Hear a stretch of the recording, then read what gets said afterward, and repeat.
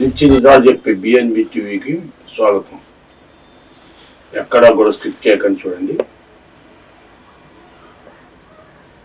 Indian labour economy భారతదేశంలో సుమారుగా 45 కోట్ల జనాభా ఉన్నారు.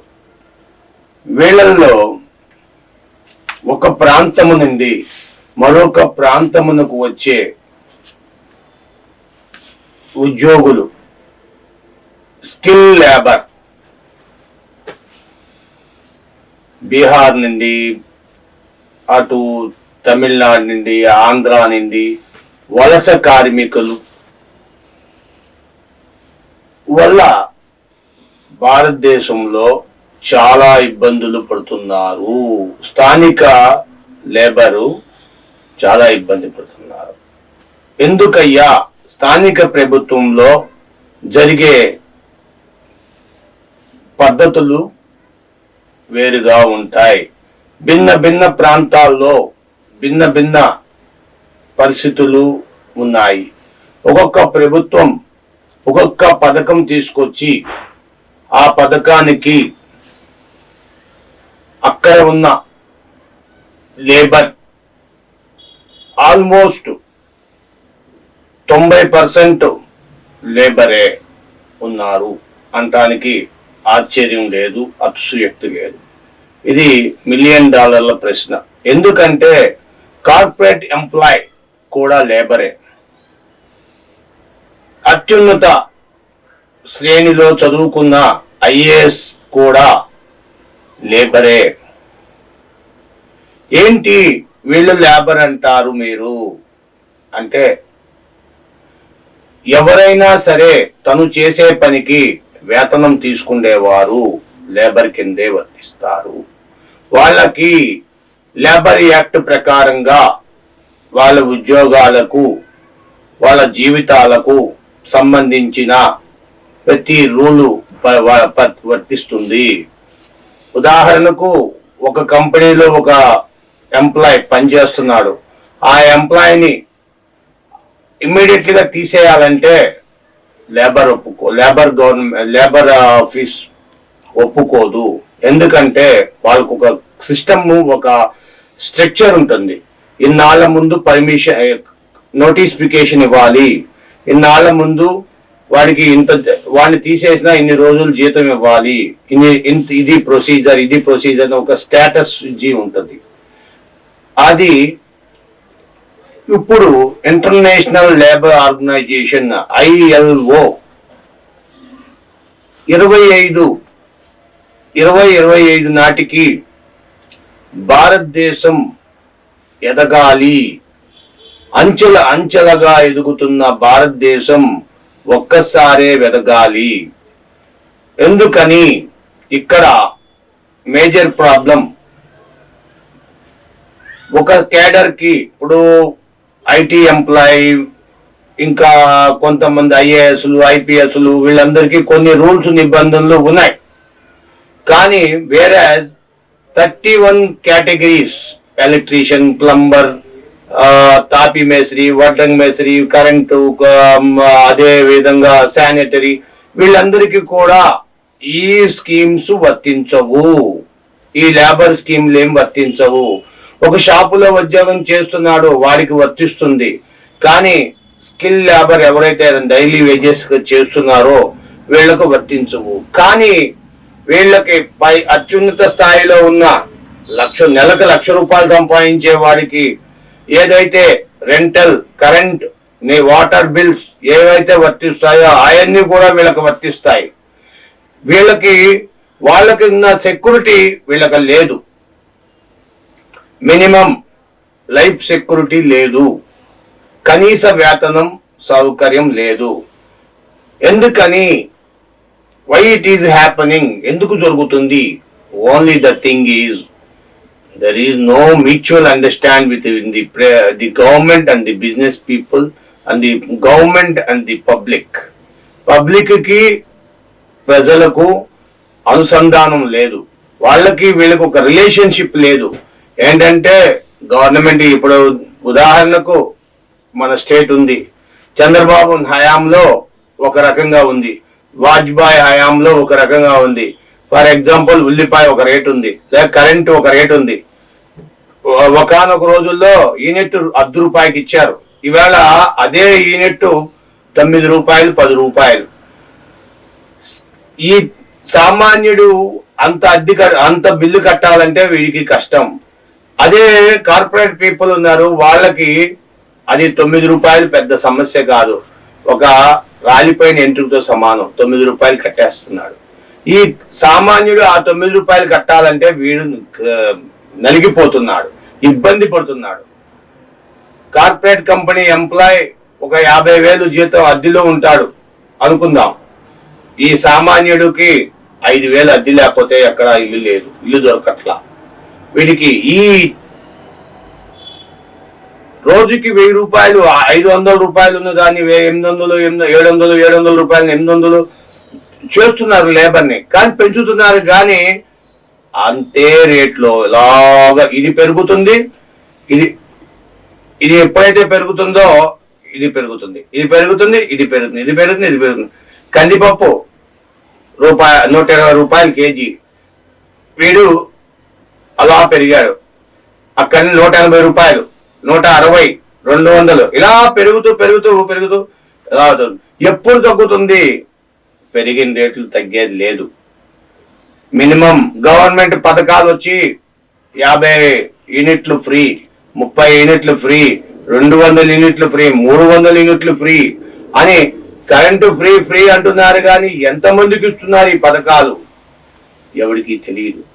గరీబ్ కళ్యాణ్ అని చెప్పి కేంద్రం నిత్య అన్న పథకం కింద ఎవరు కూడా ఇబ్బంది పడకూడదు, అన్నం తినడానికి ఎవరికి కూడా ఇబ్బంది జరగకూడదు అంటూ ఫ్రీగా పెట్టిన ఎన్టీ రామారావు పెట్టారు. కేజీ ₹2 బియ్యం అని. అదే పథకాన్ని రూపాయి చేశారు, రూపాయిని ₹2 చేశారు. కానీ ఈ బియ్యాన్ని ఎవరూ తినట్లేదు, ఇవి కోళ్ల మేతకి వెళ్తున్నాయి. ఇవి నాసురకం క్వాలిటీ. ఆ క్వాలిటీ బియ్యం దిగుబడి తగ్గిపోతుంది, పెరుగుతుంది, దిగుబడి పెరుగుతుంది, అభివృద్ధి లేదు. ఆ దిగుబడి ఎక్కువ రావాలని చెప్పి రైతు తనకు లాభం ఎక్కువ రావాలని చెప్పి ఆ బియ్యాన్ని అమ్ముతున్నాడు. ఎందుకని? గవర్నమెంట్ ఆ బియ్యాన్ని తక్కువ రేటుకు ఉంటుంది. సాంబా ముసరి, సోనా ముసరి ఇవి రేటు ఎక్కువ, కానీ గవర్నమెంట్ అవి కొందు. సామాన్యుడి దగ్గర తక్కువ అవి కొనాలంటే చాలా ఇబ్బందులు, రూల్స్ పెడుతుంది.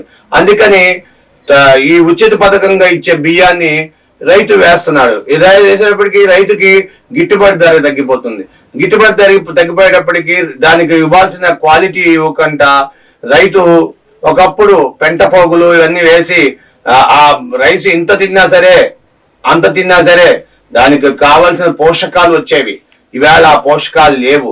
యూరియా, నత్రజని, ఫాస్ఫరస్, ఇంకా రకరకాల కొత్త క్రిమి సంహారిని ఇవన్నీ వేసి ఇప్పుడు అందుకనే కొంతమంది ఆర్గానిక్, నాన్ ఆర్గానిక్ అని చెప్పి ఫుడ్స్ తయారు చేయడం, వెజిటేబుల్స్ తయారు చేయడం. మామూలుగా బజార్లో ₹30 బెండకాయల్ని నాన్ ఆర్గానిక్ అని చెప్పి అవి తీసుకొచ్చి ₹80, ₹90 అమ్ముతున్నారు. కార్పొరేట్ పీపుల్ కొంటున్నారు. మరి సామాన్య పీపుల్ ఏంటి పరిస్థితి? ఎందుకని మొత్తం దేశ వ్యవస్థ మొత్తం నాన్ ఆర్గానిక్ అమ్మొచ్చు కదా, నాన్ ఆర్గానిక్ ఎరువు లేకుండా చేయొచ్చు కదా. సేద్యం ఎందుకు చేయలేము? పశుగ్రాసాలు లేవు, పశువులు పెంచేవారు లేరు, ఇంకెక్కడ వస్తుంది పెంట పోగు? అభివృద్ధి అభివృద్ధి అభివృద్ధి అనుకుంటూ ఎక్కడికో వెళ్ళిపోవాలి, పరాయి దేశాలు పారిపోవాలనుకుంటున్నారు. ఇక్కడ ఉన్న భూములన్నీ ఇల్లు కట్టేస్తున్నారు. అభివృద్ధి అభివృద్ధి అని. పంట ఎక్కడ చేస్తాడు? పంట చేలు ఎక్కడ పండిస్తాడు? లేబర్ లేరు.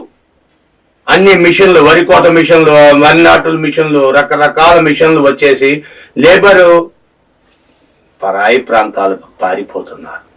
అలాంటి పరిస్థితుల్లో ఇంకా ఎక్కడ వస్తుంది? కనీస వేతనం ఇంకెక్కడ వస్తుంది? వచ్చే అవకాశం ఉంది. కనీస వేతనం రావాలంటే కనీసంగా అక్కడ అందుబాటులో ఉండాలి.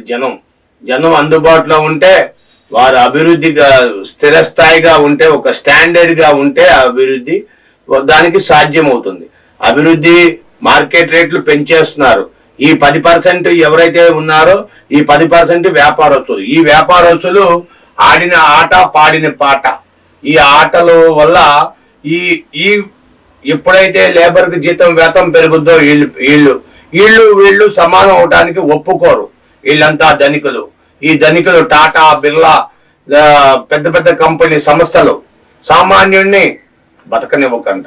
రైతు బజార్లోకి వెళ్ళి రైతు కొనుక్కుందామంటే, సామాన్యుడు కొనుక్కుందామంటే అక్కడ కొననివ్వరు.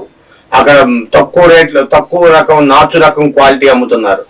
అది ఇది అని చెప్పి రకరకాల ప్రచారాలు చేసి ఇళ్ల దగ్గరకు వచ్చి, లేకపోతే కార్పొరేట్ పెద్ద పెద్ద కార్పొరేట్ సంస్థల్లో ఆ కార్పొరేట్ వాళ్ళ మెయింటెనెన్స్ వాళ్ళు ఏసీల్లో పెట్టి, ఏసీ గదుల్లో పెట్టి వాళ్ళు అంతా చేస్తున్నారు. FIPO అని చెప్పి, ఇది ఫుడ్ ప్రాసెసింగ్ యూనిట్ అని, ఇవని రకరకాల FDA government, Sonia Congress government FDA తెచ్చింది. విదేశ పెట్టుబడులు పెట్టి ఇక్కడ రన్ చేయడానికి పెద్ద పెద్ద షోరూములు, డీమార్ట్లు, బిగ్ బజార్లు, రిలయన్స్ మార్ట్లు అవన్నీ పెట్టడం వల్ల ఓల్డ్ ఎక్స్పైరీడ్ ఐటమ్స్ ని బయటకు వదిలేస్తే అవి వచ్చి ఆ వ్యర్థాలు సామాన్యులు మళ్ళా కొనుక్కొని అవి తింటాం. దానివల్ల ఆర్థికంగా, ఆరోగ్యపరంగా సామాన్యుడు దెబ్బతినడం ఇవన్నీ జరుగుతున్నాయి. ఎందుకంటే ఏకి బికి తేడా, A:B =AB అనేది ఎప్పుడు వస్తుందో అప్పుడు బాగుంటుంది. A union B B union A అనేది ఏకి బికి తేడా లేకుండా A=B అని ఇలాంటి ప్రాసెసింగ్ పెట్టడం వల్ల ఆల్జీబ్రా సూత్రాలు, మ్యాథ్స్ లో ఉన్న ఆల్జీబ్రా సూత్రాలని A=B అని ఎప్పుడైతే B=A అనే ఈ సిస్టమ్ తీసుకొచ్చి A:B AB అని ఒక సిద్ధాంతాన్ని తీసుకురాగలిగితే ఆ రోజున అత్యున్నత స్థాయి సామాన్యుడు ఒకే స్థాయికి వస్తారు. వచ్చి ఎవడో వాడుకున్నా ఒకటే రూపాయి, నువ్వు లెక్కేసిన రూపాయే, నేను లెక్కేసిన రూపాయే. అది 1 రూపీ అంటాడు, రూపాయి అంటాడు. ఒక్కొక్క రాష్ట్రానికి, ఒక్కొక్క దేశానికి, ఒక్కొక్క జిల్లాకి, ఒక్కొక్క కంట్రీకి ఒక్కొక్క రూపాయి ఉంది. ఆర్థిక వ్యవస్థ ఇండియాలో పెరుగుతుంది అంటున్నారు. మేక్ ఇన్ ఇండియా అన్నారు. మేక్ ఇన్ ఇండియా ఎక్కడ? పెద్ద పెద్ద సుజనా చౌదరీలు వంటి పెద్ద పెద్ద కార్పొరేట్ కంపెనీలు వాళ్ళు ఎగగొడితే తప్పు లేదు. సామాన్యుడు రైతు ఎగగొడితే ఒక ట్రాక్టర్ కొనుక్కొని వాడు రైతు కట్టలేకపోయి, వాడి ఆర్థిక పరిస్థితి బాగా వాడు కట్టలేకపోతే వాడిని తీసుకెళ్లి అరెస్ట్ చేస్తారు, వాడి ఇల్లుని జప్తు చేస్తారు, వాడి ఆస్తిని జప్తు చేస్తారు. పెద్ద పెద్ద కార్పొరేట్ కంపెనీలో ఎవడో జప్తు చేయడు, ఎవడో అరెస్ట్ చేయడు. వాడిని ఏదో ప్రధానమంత్రో ఏదో ముఖ్యమంత్రో వాడిని కాపాడుతాడు, వాడు బయటపడిపోతాడు.